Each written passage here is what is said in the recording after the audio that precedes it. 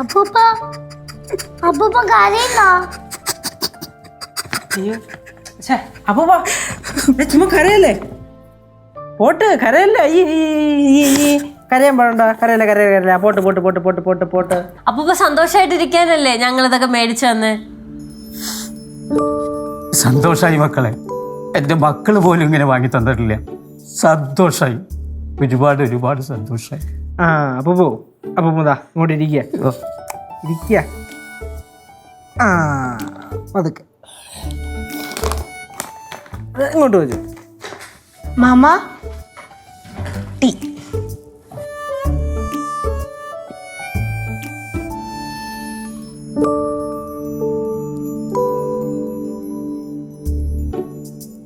അപ്പൂപ്പ ഇനി ഇടയ്ക്കൊക്കെ ഇങ്ങോട്ട് വരണം കേട്ടോ.